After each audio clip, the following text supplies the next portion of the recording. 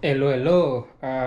Good evening, good afternoon, good morning, whenever time you are watching this video. Just want to say that today is another day. As you can see, I have positive motivation, and I'm gonna just turn off the lighting here, and I'm gonna watch this video. Make this video in the kitchen once again. I don't know if I should be in the kitchen, if I should be in the on the window, but I just wanna go on the window. But I just wanna give quick updates. Today is November 3rd. Like, time goes really fast. So today's November 1st, and what's that mean? That means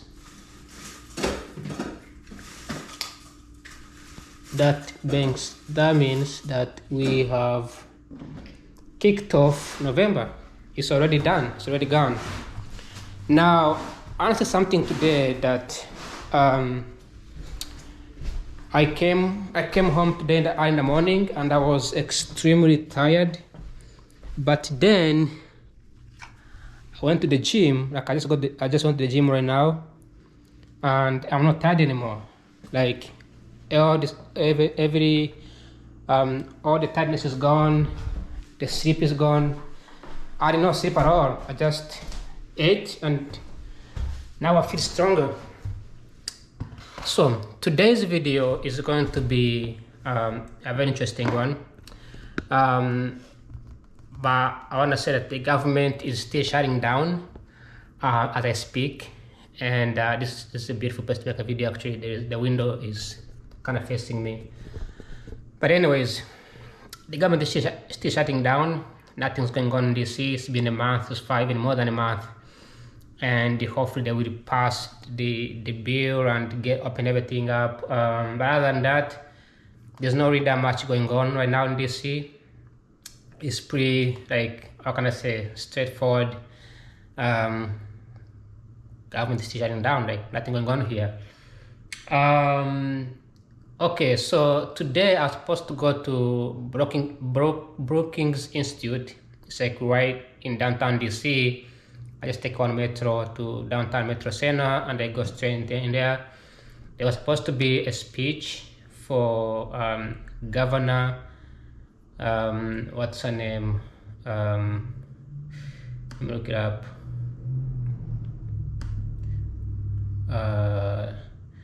She's the governor of Federal Reserve Bank. She is, I believe, she's the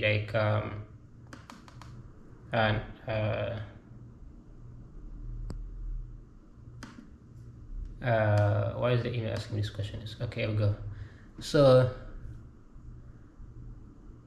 oh wait, wait a minute, what? Okay, I'll share this tomorrow. Something happened in my email. Let's let me keep up the topic I was on today. So they're supposed to go in DC to listen to the governor of the Federal Reserve Bank. She's supposed to give what is it? She's supposed to give like an update about the Federal Reserve Bank, but I don't see the email that I received yesterday. I was supposed to receive an email, an invitation, but it's not on here. It's kind of funny. But because I can't make it, I believe that I'm gonna be joining online, which is what I'm trying to do right now. But I cannot find the email. I just received an email like a minute ago. I don't know what's wrong with my email account. Okay, supposed to be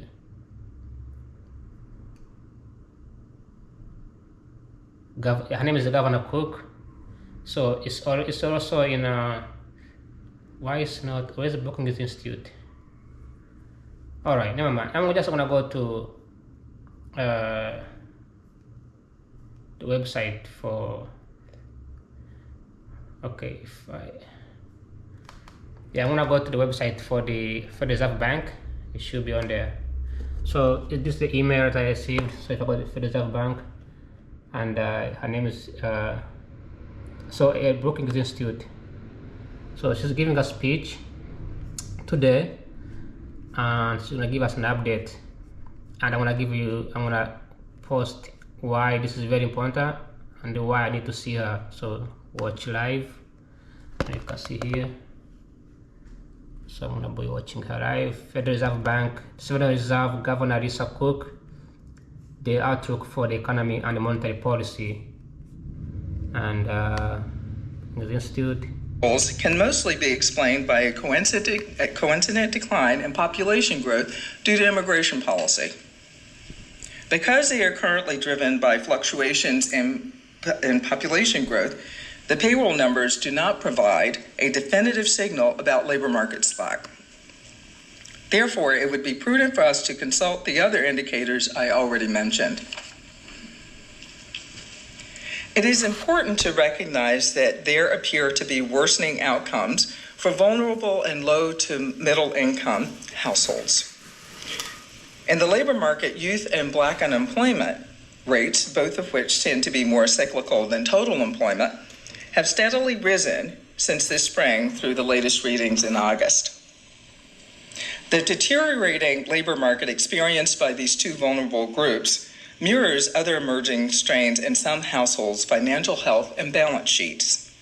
Among LMI households, we have observed large increases in delinquencies, especially last year, and there is some evidence that their spending has stagnated, in particular compared to the robust spending growth of their higher income counterparts.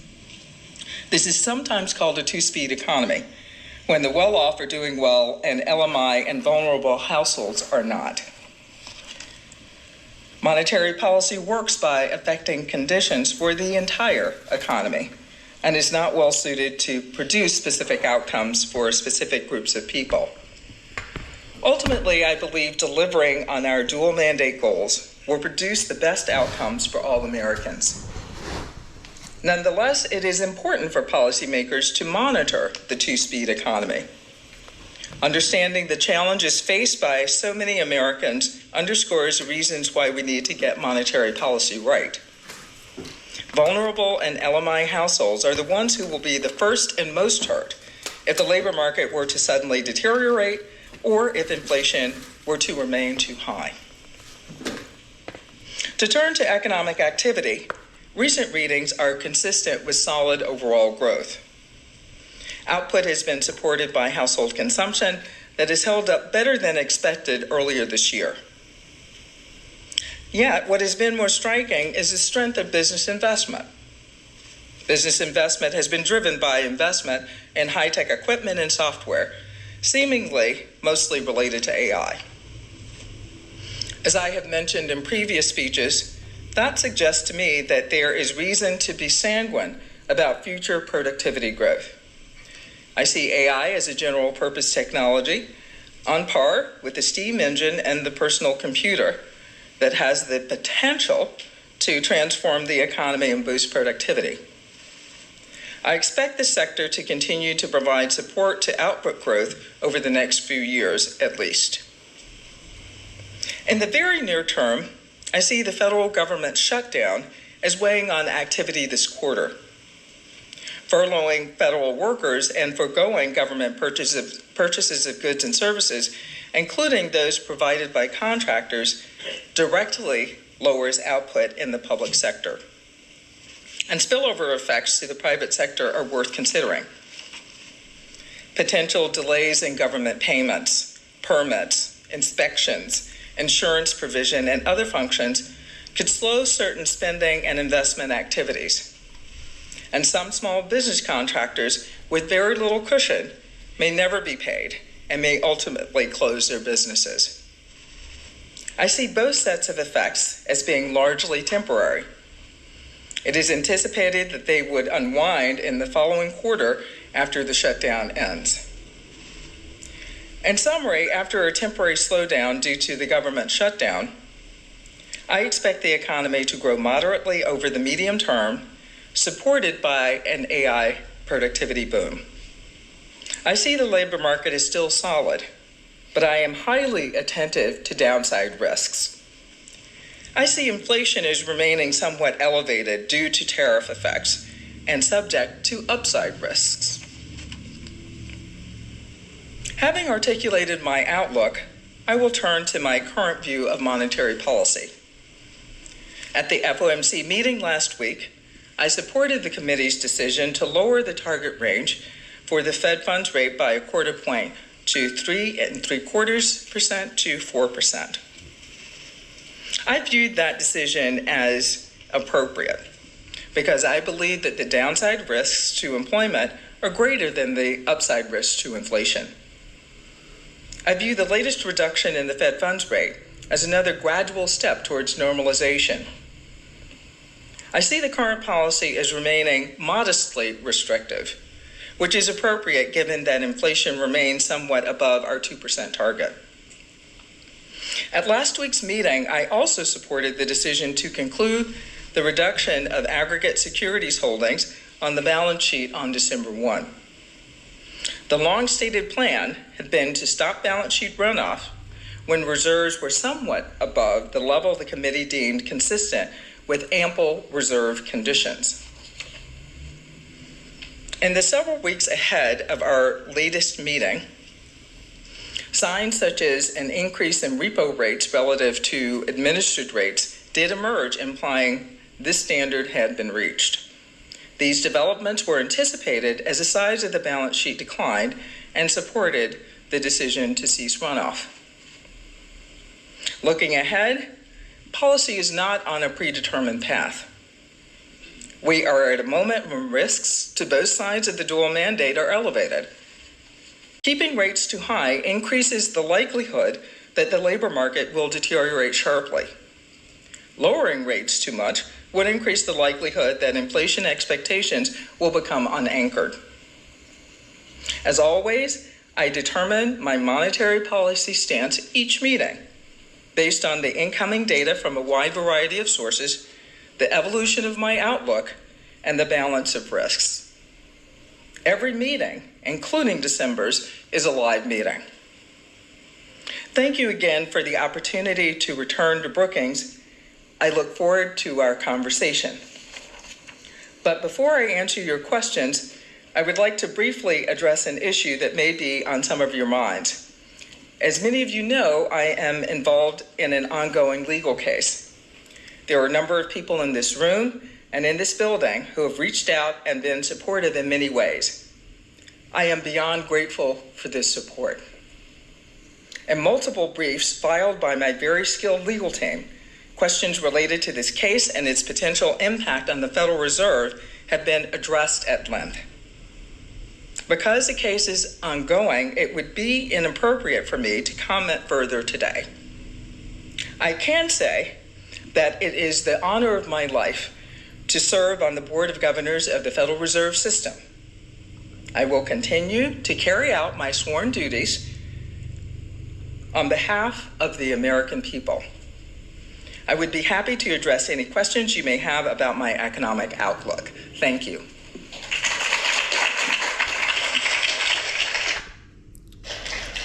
All right, so this lady, she is she serves as governor. I wanted to pick up a little bit on your conversation about the December.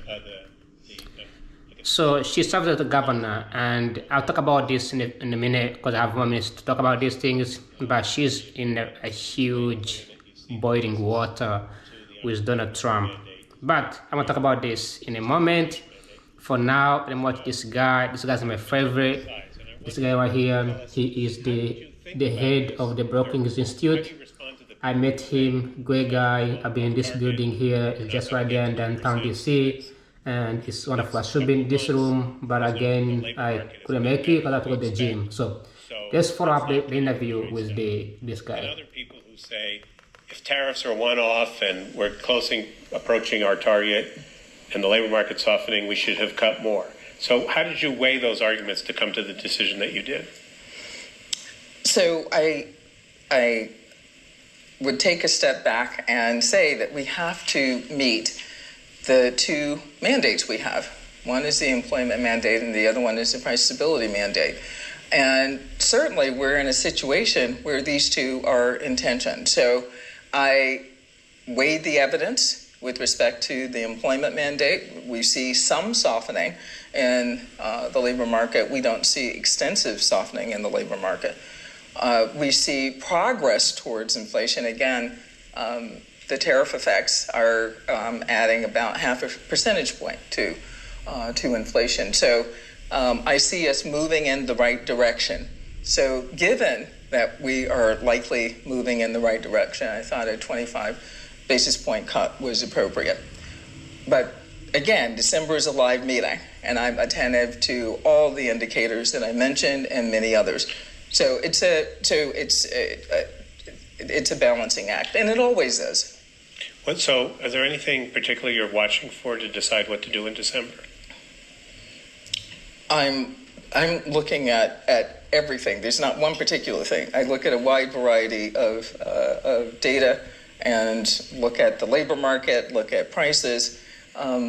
Certainly we want to see if tariff effects are persistent, to see if firms are waiting to raise prices, to see what they've done with inventory. So there's a lot to look at.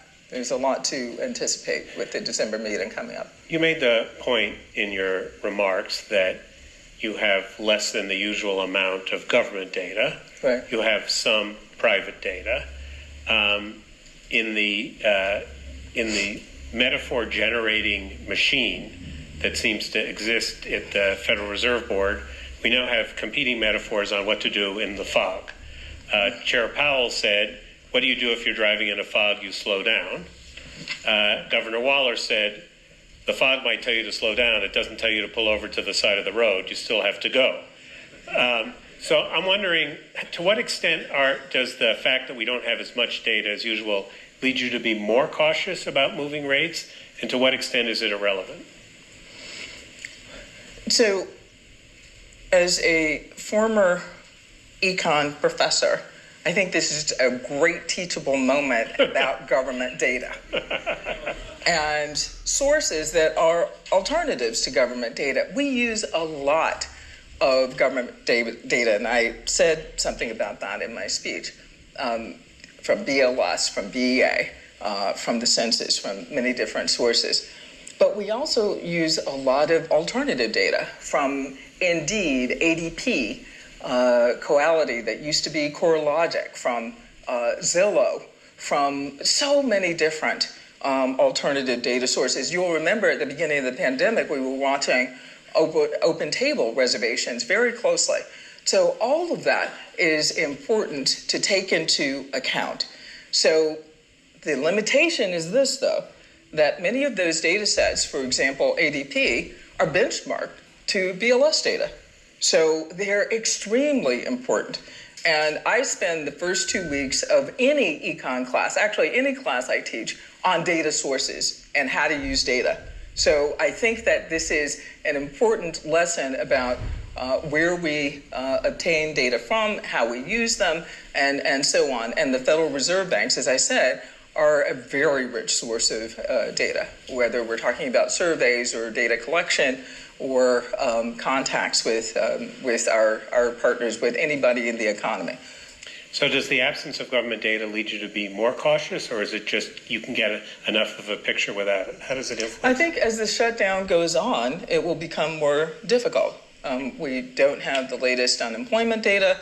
Certainly we received some CPI data, but this will become more difficult going forward. And I understand, at least from the press accounts, that ADP has kind of stopped supplying all the data. Is that a problem for you guys? Well, ADP, I think, is coming out with its monthly data on Wednesday. So we will use whatever is available, but I'm not a part of those data negotiations. I see. I had a hard enough time negotiating data when I was a professor at Michigan State. So, I'm not trying to get in the middle of this. No. Come on, you don't have enough controversy in your life? One of your, let me pick up a little bit on your comments on AI. It sounded like, there's a big argument going on about AI. Is this the next big thing, the steam engine, the personal computer, the internet? Or is it a bubble and we're going to be disappointed? You sounded like you're on the optimistic side, that you think that over the next decade or so, we'll discover that we had a nice increase of productivity growth from AI. Am I reading you correctly? I think for the most part, but let me state it clearly. I think that generative AI has the potential to help increase the arrival rate of ideas. And as I've said, in 20 years of working on the economics of innovation before I got to the Fed, this could be a game changer with respect to productivity growth. I want to be very careful. We don't know how it's going to play out. You saw the National Academy's report that had vastly different estimates of what the effect of AI is going to be on the economy. So I'm still skeptical, but I am also very attentive to the potential for AI to have large and negative labor market consequences. So I'm watching all of it, but I instinctively see the potential with respect to innovation. So bottom line, you think AI is a big deal.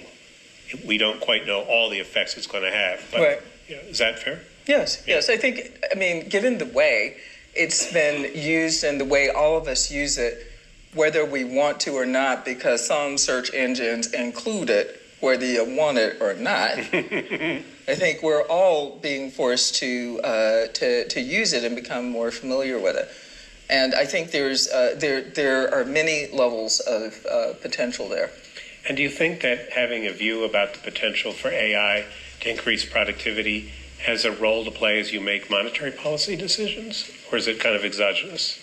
No, I think it absolutely does. If we can get more stuff out of the economy with fewer inputs, it seems like it should have a positive effect on inflation in the long run. I mean, the problem with thinking about the effects of AI, one of the problems is that we don't know the sequencing of events. We don't know when these ideas will arrive that I'm talking about. We don't know when there will be widespread adoption.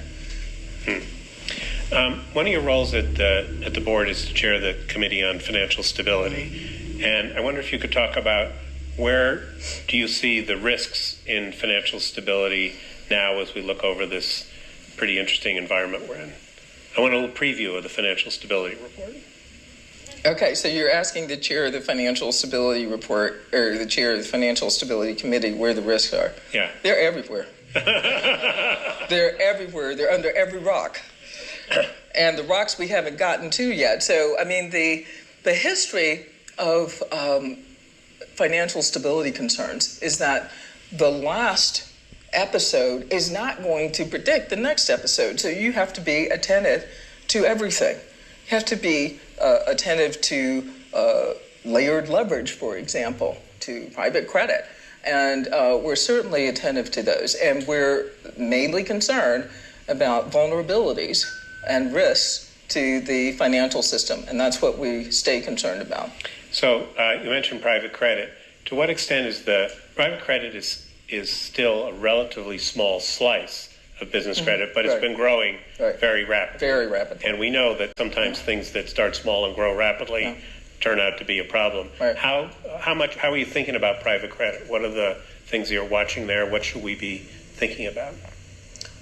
One of the things I'm thinking about is opacity and, again, layered leverage, where these agreements exist.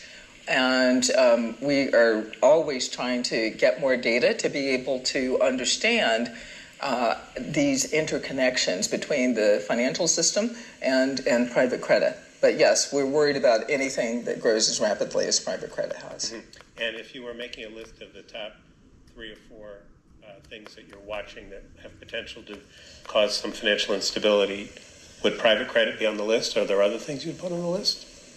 The Financial Stability Report comes out. I know. I'm trying to give comes out Friday. I'm trying to help you. I'm trying to help you get a little attention to it. You know, by telling people what page to look at. 54. So okay. So I hope I didn't get screamed at about this, but I think one of the most interesting things is that market participants believe that the most important concerns have changed completely in the last 6 months. Interesting. Yeah. So that's what you should look on. To what? Page 54. Page 54, David. Yeah. Let me ask you one final question before I turn to the audience. It's we all spend, I shouldn't say we all, people in this building spend a lot of time thinking about the federal debt, the size of the federal debt, the trajectory of the federal debt, the amount of the size of treasuries, the amount of treasuries that the Treasury has to sell. And I'm wondering, how much do you think about not only short-term fiscal, which is obviously has something to do with GDP growth, but how much are you thinking about the long-term fiscal thing when you think about what the future of monetary policy is? So I'll just echo part of what you're saying, that various governors and the chair and previous chairs have expressed concern about the trajectory of debt. So we don't typically wade into fiscal policy, but I think the trajectory is something that has been worrisome, and that is not recent. So certainly hope that that changes in the near future. Great. All right, I'm going to turn to the audience. There are a couple of conditions. I'm going to take 2 or 3 questions so Governor Cook can pick and choose. We are not going to entertain questions about Governor Cook's personal finances or the fine points of the legal thing. So you can ask them, and I'm going to tell you we're not going to answer it.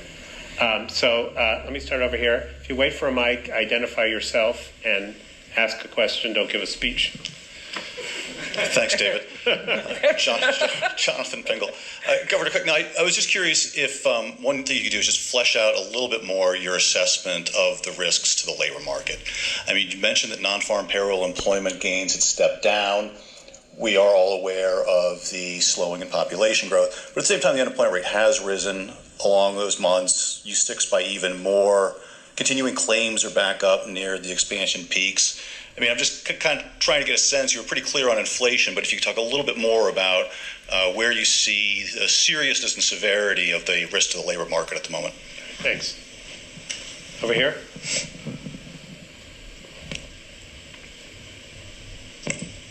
Hi, Melissa Lawford from The Telegraph. I was wondering if you are concerned that there could be an intersection between those private credit risks that you mentioned and what you were talking about with the two-speed economy. You know, I'm thinking about things like subprime auto lenders. If we see a lot of low-income households default on debt, does that connect with the strains that we could see in the private credit market? Thanks. Chase, right there. Andrew Ackerman with the Washington Post. I guess I wanted to ask about regulatory policy that's been loosened a bit or is loosening, and what your views are on that. If you support those initiatives, or it's something you just kind of defer to Mickey Bowman on. Thanks. Okay, we got 3 good questions there. But you told me I could pick and choose. Yeah, but I also didn't tell you that if you skip one, I might follow up. Okay. So the labor force. Okay, right. So again, we consult lots of data, real-time data on the labor market. For example, hiring is slowing. So we see this from Indeed, from job postings. So we're looking at a panoply of data. And those are real time. We're not waiting on the unemployment report. So there's reason to be concerned because there's a slight uptick in the unemployment rate over the summer. We saw that, and we'll keep watching it. But I think that there are many job market indicators that are available in real time that we are consulting. My impression is, I think you said this, but if not, others have, that the labor market hasn't deteriorated as much as we had feared, at least not so far. Is that your reading? Yeah, yeah, right. Yeah. But we don't know where it's going. Oh, exactly. Yeah, right, yeah. So the question about, is there an interaction between private credit and the fact that low, moderate income people are straining and a lot of subprime borrowing there? Do you think there's an issue there? Certainly, we're watching this closely because these are subprime borrowers, and I mentioned in my remarks that these households had seen some stress, especially last year. So yes, we're watching this very closely, and it's we're watching it closely. We can't generalize about 2 or 3 firms. We can't, but we can certainly keep looking to make sure that it's not more general. So that's what we're doing. And it sounded to me from what you said before is where your focus is to what extent is the private credit system interacting with the bank so that we get... So I want to spend a few minutes because I only have 10, 20 minutes to explain this. But there are a couple of things that she not mentioned. And the reason why I'm watching her, usually I don't watch Federal Reserve Bank giving a speech. But I've been mentioning in my videos on the YouTube channel, these things I've been mentioning are real and they are happening. Washington, D.C. is in distress. People are stressed out. You can see her face. She's angry. She's upset. She's not okay. And how did this go? How did this start? Well, she published the data at BOS, and she got into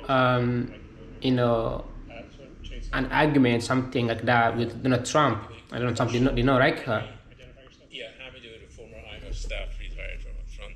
I was wondering, many countries around the world look to the U.S. Federal Reserve as a model of central bank independence, and they draw lessons from it for conduct their monetary policy. What do you think that means for these countries looking ahead? Thank you. Howard? Hello, Howard Schneider with Reuters.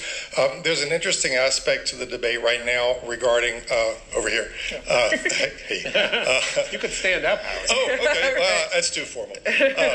Regarding financial markets, with one argument that, equity markets are strong, corporate bond spreads are narrow, lots of indicators that policy isn't weighing too hard on the financial sector, and other arguments that are starting to be made about stress in certain parts of private credit, in lower income markets. Subprime auto got mentioned at the chair's press conference, and that there may be some stress underlying all this that's getting masked, perhaps not as apparent to the Fed. I'm wondering how you come down on that, and whether the read from financial markets is that policy is maybe not as restrictive as one might think, or not.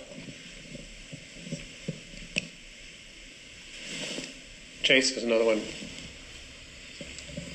Hi, Michael Redmond from Medley Advisors, and I was just curious what you think about the interaction between immigration policy shifts and housing supply and demand, in particular housing inflation.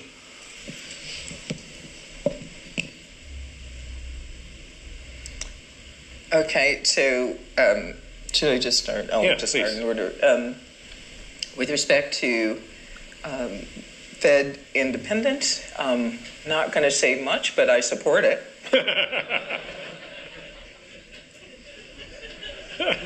All right, financial conditions. So yes, there is this tension with respect to asset valuations being quite high, risk premia being towards the low end, the historical low end of their ranges. But I still see monetary policy as being moderately restrictive. So until conditions change, I don't think that they're too loose or too restrictive, but I will, again, rely on the incoming data when there's a decision to be made. And, I think it's even more important to be timely and make sure that I'm using the current, up-to-date incoming data in December at the December meeting. And immigration and what role it plays in housing and stuff? So I am, when I'm thinking about immigration, I'm typically thinking about the labor market and what I said in the speech, sort of the the demand side and the supply side. And that's why we're not seeing labor market slack. So I think that that's the major role that I see immigration policy playing. Can I ask you to just give us some insight into, before you have a FOMC meeting, what are the kind of things that you do to prepare? What is this like? Is it you sit there and read all the memos that the staff? Let me keep going with my speech, because I think one of the guys asked very good questions about the monetary policy in other countries. She did not answer that question. But again, they have three questions. She had to choose one, so she didn't answer that question. But anyways, Trump wanted to overthrow her from her seat. She wanted to replace her with a new person, because Trump has been doing that so many times. He's been firing workers, replace them with new work with people that he wants. So when he attacked her, just laying off all the workers, when he wanted to lay her off, the economists around the country, they outcried, they screamed at Trump, and eventually they appointed a temporary guy. But then she filed a lawsuit. She stepped down for a few weeks. Then she filed a lawsuit against Trump, and then she was able to get back on her position. And right now she's like temporarily in her position, while she's fighting a lawsuit against Donald Trump. The Trump administration. There are tons of lawsuits are going on against Trump administration for illegally firing the employees, government workers. And you can also hear when she speaks, she's just mocking. She's not really speaking like a professional. Like she used to be a professor, like somewhere in Michigan. But you can hear when she speaks. I feel the first time I've seen her speak, so I don't know how she usually speaks. I really don't watch her. Trump is the one who brought her attention to the public. I never knew who she was until Trump mentioned about her. So anyways, things that I've been mentioning about the BLS, Bureau of Labor Statistics is now releasing the data. So she mentioned about it. When I say things that they are real, because I live in Washington, D.C., people are angry. If we don't have the BLS, we will never know the unemployment rate for the people of the United States. A lot of the data has been restricted. Thankfully, this is the United States. So we have private companies, like she mentioned, ADP. I didn't know ADP collects data, but you have ADP, you have Indeed. Indeed hires economists to collect the data privately, so they have their own data. So that's a good thing. But when the government restricts or start to interfere with the Federal Reserve Bank, it affects the country. It also affects the entire world, because part of what makes the United States a best country is the quality of the institutions. And when those institutions are interfered by the federal government, it becomes a communist or the dictatorship. So let's see another question here.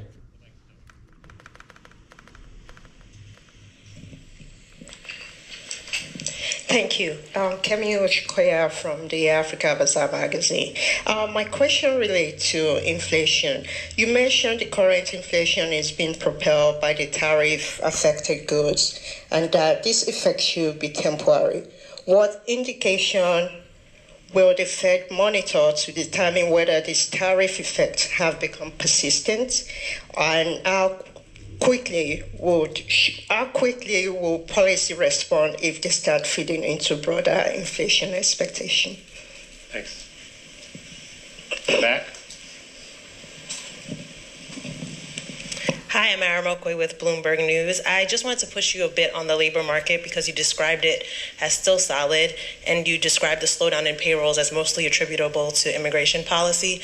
So could you just unpack where you see the risk coming from? I know this was asked, but could you just unpack where you see the risk coming from and how likely you think it is that those risks will actually materialize?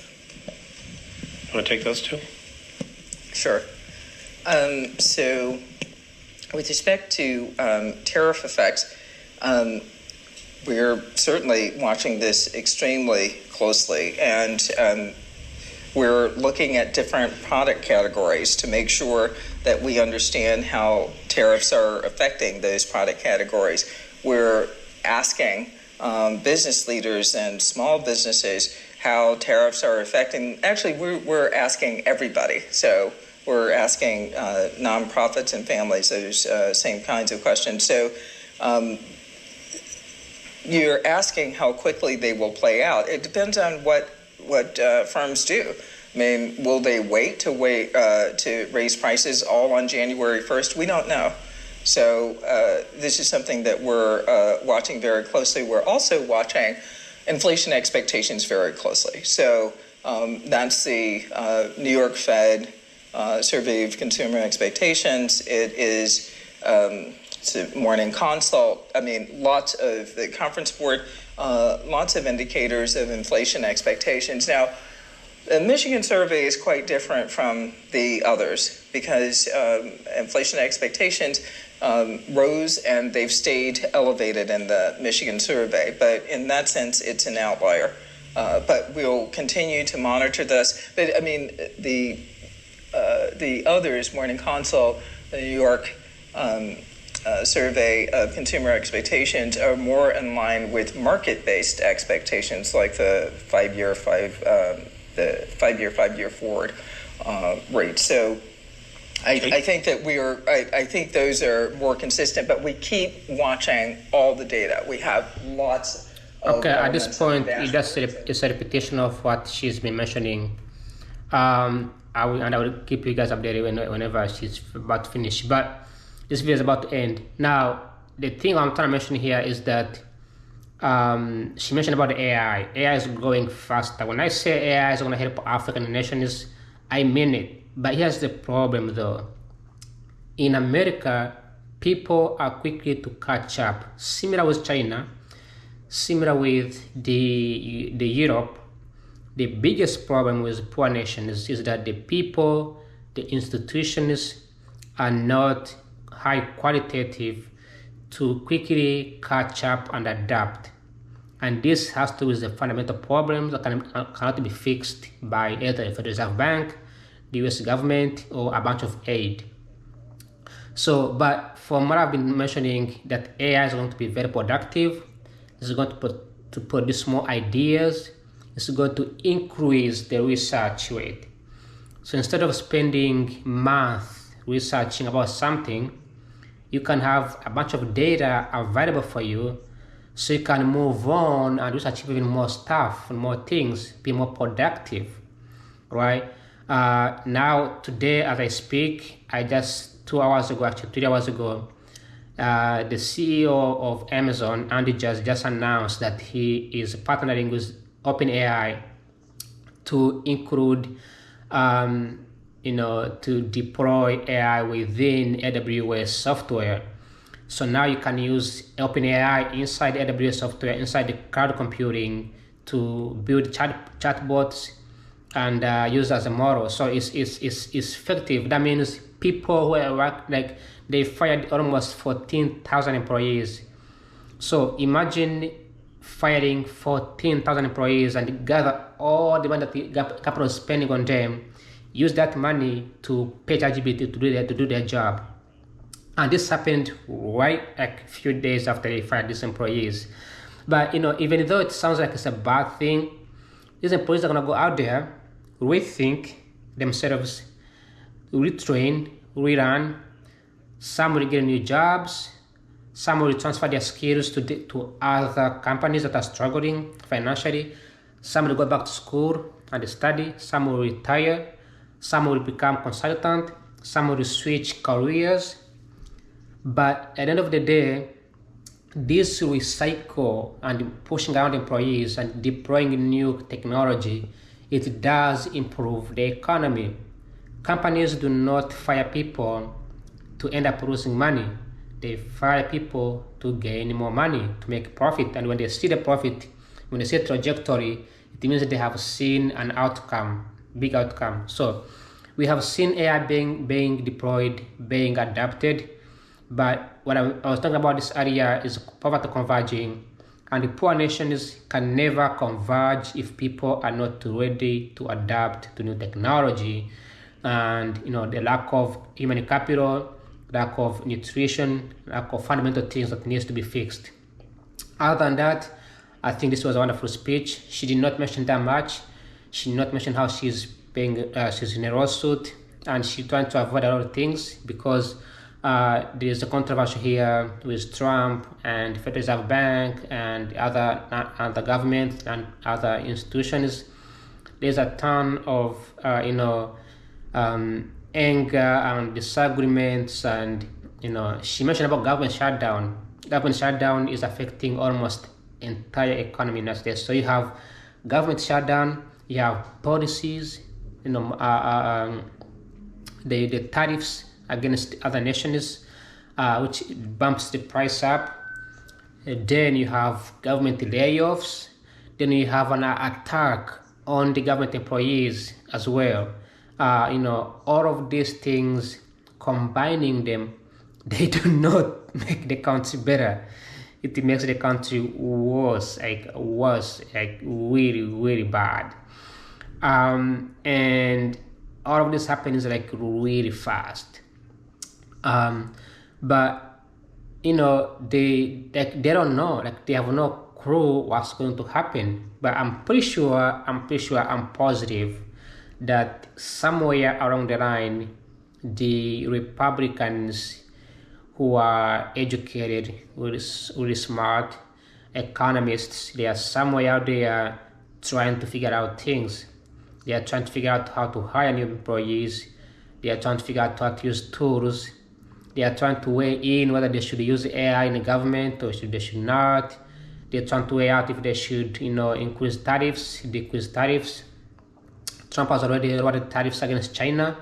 He may do the same for other countries, but all of these things are key, and the consumer depends highly on the Federal Reserve Bank, and by interfering with the Federal Reserve Bank can deter investors from investing because they be afraid that the government is going to be interfering with the Federal Reserve Bank.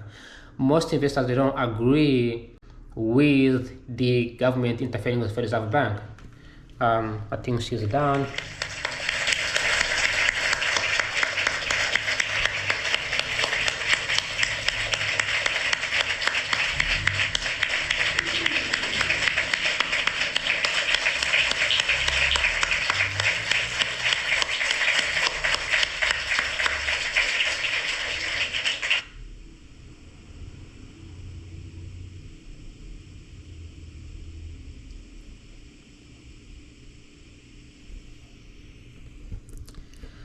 Anyway, that's it. It's over. And this is not I have seen a lot of women working in the government, especially black women, but this lady Lisa Cook, she does not look happy.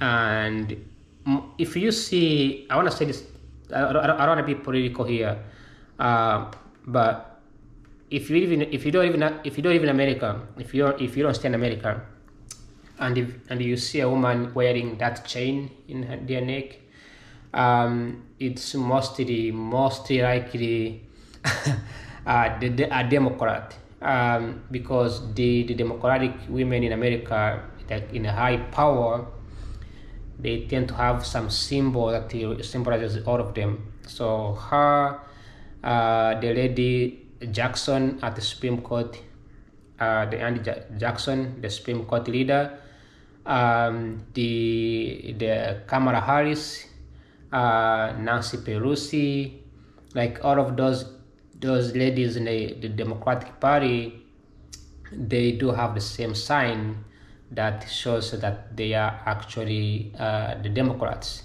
They also tend to have solidarity. They tend to be very sad, tend to be angry, and every decision you make against these women, they feel attacked, which is understandable because these women have been oppressed for so many years. They never had the right to do anything. So now they in America, the most educated minority in the United States are black women. They are lawyers, they are attorneys, they are politicians. So they are doing a wonderful job. But at some point somebody is going to disagree with you, and it can be really tough when you've been through a lot of things. If you've been struggling for a while, if you have lived in an age of discrimination. You can see the video right now is full of men, and mostly white men. There's only like a lady from Africa. She's representing a news channel, and then there's like another lady who's presenting the Bloomberg News. But everyone else that is a white, right? So, and there's a men, like men. Not only are they economists, but they also work in the government. They also work in the army. They are the ones involved in the businesses. And when a woman gets into this field, they face huge prejudices. People don't believe their decisions, and it's harder. And I admitted it too. It takes time to click in, you know. But you know, being black woman, I guess, adds more stress. But either way, she got really attacked by Donald Trump. Trump attacks a lot of people, and he attacks many people. He just happened to be attacking the Democrats, and the majority of the Democrats in the high ups are mostly the black women. So anyway, that was her speech. She mentioned those key things. Where she refused to mention about the BOS data is because the government is shutting down, and also before the government shut down, Trump fired some employee, the leader of BOS, Bureau of Labor Statistics, and he appointed his own the Republican leader, and even after he appointed him, still now there's no data available because they cannot function if the government is shutting down. It's been a month. Then she mentioned about the interest rate. They have to raise the interest rate. Interest rate goes up. The labor market suffers because companies they don't borrow money, and if they can't borrow money, then there is no investment. So there's no jobs. When they lower the interest rate, companies borrow so much money, they invest, the economy booms, but then they have to be an inflation. The price goes up. This is what we see under Joe Biden. Under Joe Biden, the interest rate went down. People borrowed like crazy. There was a ton of PP, personal loans given out all the time, and people started consuming and buying stuff, and the price went like, right? And those who did not borrow, didn't have money, they suffered, right? But as she mentioned, things like tariffs affects low income people, and she opened up by saying that people are suffering the most in the United States are black people. Why? Because black people are the ones who are being mostly affected. Mostly black women who are educated, because black women are the most educated in America, but they don't have degrees like engineering or degrees like high level degrees. They only have degrees like law school or degrees that can make impact. And these ChatGPTs and these policies and these AI thing, they are coming to replace those administrative tasks, those repetitive tasks, and the corporations and the companies, even the governments too. They're just firing people and use AI. I know. Now, I can't speak for black men, but I know a lot of black people. People of color in general, they work in the manual labor jobs. So driving, warehouse, manufacturing, factories, right, construction. Those jobs are not gonna go away with the AI. They're gonna be here to stay, and they'll keep behind. In fact, under Donald Trump, these jobs might even increase because Trump has put so much effort in increased manufacturing. And as we see the AI being used, you see the AI deals happening, we could definitely see a boost in the economy and the output. We could see white collar jobs being replaced by the AI, and then high level educated people. Then other jobs can be allocated to people with no degrees, no experience, and something like that. So I hope this was helpful. And I could have watched the video and then explained it, but now I'm showing this. I hope this was fantastic. Other than that, Thanks for watching. I'm gonna go to sleep. I'm really sleeping. I'm very tired, but that's the economic output, and I'll see my next video like always. Thanks for watching. If you found this video, and we appreciate you, and ciao ciao, bye bye.